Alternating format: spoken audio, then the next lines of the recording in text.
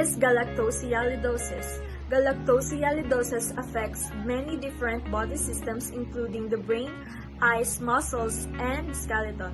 There are 3 different types: early infantile, late infantile, and juvenile. The most common type is juvenile galactosialidosis. Symptoms include difficulty walking, vision problems, spine abnormalities, dark red spots on the skin, and intellectual disability that gets worse with time. Symptoms of the early infantile and late infantile types are more severe and begin in infancy or early childhood. In these types, the symptoms tend to get worse over time and are associated with decreased survival. All 3 types of the galactosialidosis are caused by variations in the CPSA gene and are inherited in an autosomal recessive pattern. Galactosialidosis is diagnosed based on a clinical exam, the symptoms, and genetic testing. I'm Elbiluren Manggi from Group 5. The definition of galactosialidosis. Galactosialidosis belongs to a large family of lysosomal storage disorder, which caused by the deficiency or specific lysosomal enzyme or protein. In galactosialidosis, impaired functioning of cathepsin A and other enzymes causes certain substances to accumulate in the lysosomes. Hi, so good morning everyone. My name is Jennifer May Camilara and I will be reporting the symptoms of galactosialidosis. So, galactosialidosis affects many different body systems including our eyes, brains, muscles, and the skeletal system. So, you may experience the symptoms of galactosialidosis in 3 different stages. So, pwede mo siyang experience during the early or late infantile or sa juvenile or adult stage. So, among these 3, the most common is yung juvenile or the adult stage. And yung early and late infantile naman, yung kanilang symptoms is mas severe siya compared to sa juvenile or adult. And also, since na-experience mo to during the early and late infantile, ibig sabihin, bata ka pa during the infant stage, na-experience mo yung symptoms ng galactosialidosis. So, there's a high possibility na mag-worse to. Mas mag-worse to as you get older. Sabi ko natin early infantile, during the infant stage or yung mga associated symptoms na sa early infantile, yung extensive swelling due to the fluid infiltration. So, pag sinabi natin yung accumulation, this is life-threatening condition na kung saan there is an abnormal build of a fluid dun sa katawan ng unborn baby. So, this usually occurs in some of their body parts, katulad ng kanilang abdomen or around their heart or lungs. So, ganun po kasevere yung mga symptoms na nararanasan ng unborn baby or during the early infantile. And aside from this, they may also experience the enlargement of liver and spleen and abnormal gut of their bones, as well the enlargement of their heart. At ganun din po, ma-experience nila yung some kidney problems na pwede siya mag-lead into kidney failure. So, ganun po kasevere yung mga symptoms ng early infantile. Kaya po, yung survival rate nito is very little lang. So, kapag na-experience mo yung symptoms ng galactosialidosis during this stage, mababa yung rate of survival mo and yung life expectancy mo is pwede ka umabot hanggang sa late infantile stage lang. Usually, they can't make it until the juvenile or adult stage kapag ganito mo kaaga na-experience yung symptoms. So, pag sinabi po nating late infantile, yung symptoms ito is somehow similar to the early infantile, pero yung severity niya is mas less compared doon sa early infantile.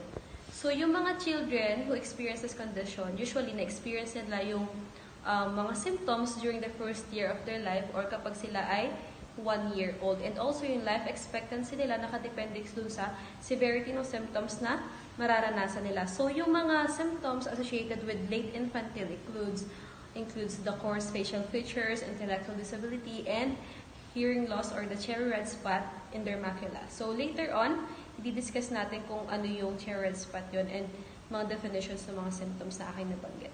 Okay, so the juvenile or adult stage form of galactosialidosis yung symptoms nito is somewhat different from those two other types, dun sa early and late infantile. So, katulad nga po sinabi ko kanina, this is the most common stage in the galactosialidosis. So, ngayon, yung mga symptoms associated with the juvenile or adult stage includes the muscle twitches, difficulty in moving, intellectual disability, hearing loss, vision loss, seizures, and also nagkakaroon din ng abnormality doon sa vertebral column or din sa kanilang spine. And ma-experience mo yung mga symptoms nito anytime during the adult stage, pero usually, ma-experience mo siya at the age of 16. And yung life expectancy nito is normal.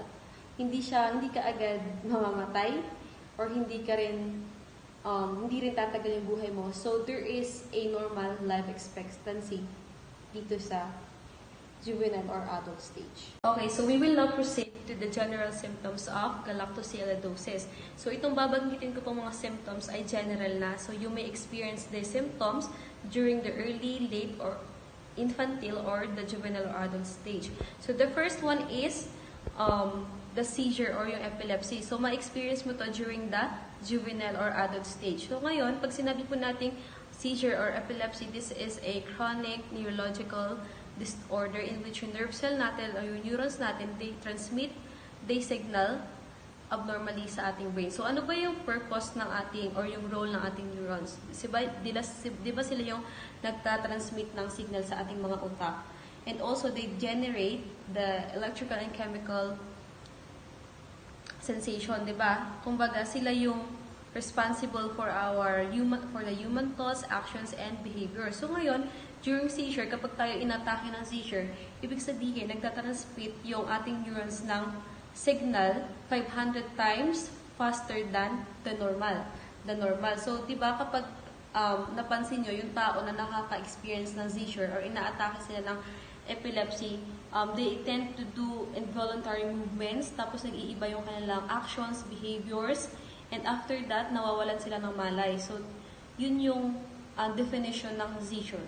So, parang okay, so yung next po is apraxia. Also, this is a chronological disorder. So, it makes people unable to carry out everyday movements and gestures. So, for example, yung tao na na-experience ng galactosialidosis, nahirapan silang magtali ng kanilang shoelaces or nahirapan silang magbutones ng kanilang damit. Also, kapag may apraxia ka, nahihirapan ka express yung sarili mo through speech. So, yung pinaka-common na symptoms or pinaka-main symptoms talaga na apraxia is parang nahihirapan kang gumalaw. So, kahit yung simpleng movement lang na gagawin mo, nahihirapan ka kasi there is always a delay dun sa movement o hindi siya voluntarily na nag-move. Halimbawa, although meron ka namang you has full use of your body and you know or nakakaintindi ka ng mga commands or alam mo kung paano galawin yung kamay mo, alam mo kung paano galawin yung paa mo, but then nahihirapan kasi there is always a delay. And also, people who are suffering from apraxia may also experience brain damage that may cause aphasia. So, pag sinabi natin aphasia, this is difficulty in speech. Nahirapan silang magsalita. So, for example, yung word is nandun na sa utak mo, but then the moment na sasabihin mo, there is always a delay din. Parang nagkakaroon ng delay, hindi mo siya nasasabi na straight kasi parang babagal mo siyang sasabihin. And also, kapag magsusulat ka, halimbawa yung word nasa utak mo na, but then the moment na magsusulat ka, nagiging jumbled yung words or nagme-mess up. So, ito po yung sinasabi natang aphasia and yung apraxia. So the next one is skeletal dysplasia. Ito po ay rare genetic disorder in which there is abnormal development dun sa baby's bones, joints, and cartilage. So some of their body parts ay naapektuhan, and mostly yung naapektuhan dito is yung kanilang arms, legs, yung kanilang skull, spine, and yung cartilage.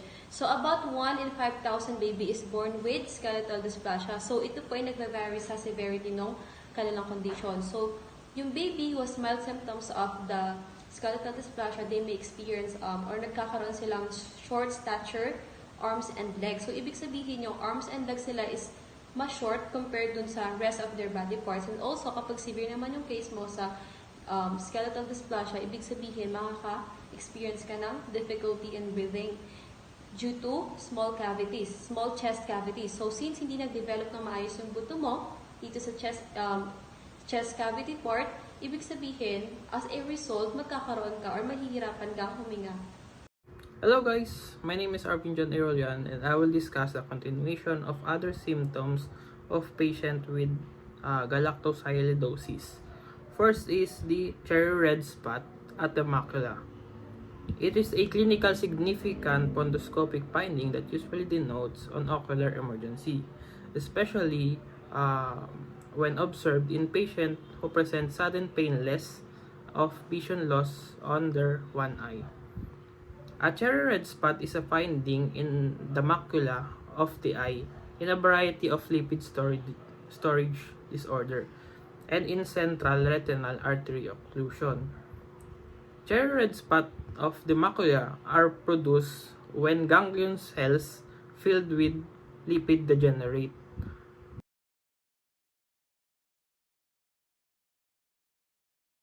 I'm Hannah Cyril de los Santos and I will discuss the prevention for the disease called galactosialidosis. Because the disease is genetically inherited, the only prevention available for this condition is through genetic carrier screening that can detect the recessive and recessive-mutated CTSA gene in parents before they decide to have children. If parents are found to be a carrier of the mutated gene, there will be a 25% possibility of the child to inherit the disease, and this cannot be prevented. I'm Mia Erica Saballo. I will discuss about the treatment and cure of the disease called galactosialidosis. Currently, there is no cure for this kind of disease. However, treatments are available to help manage or to provide supportive care.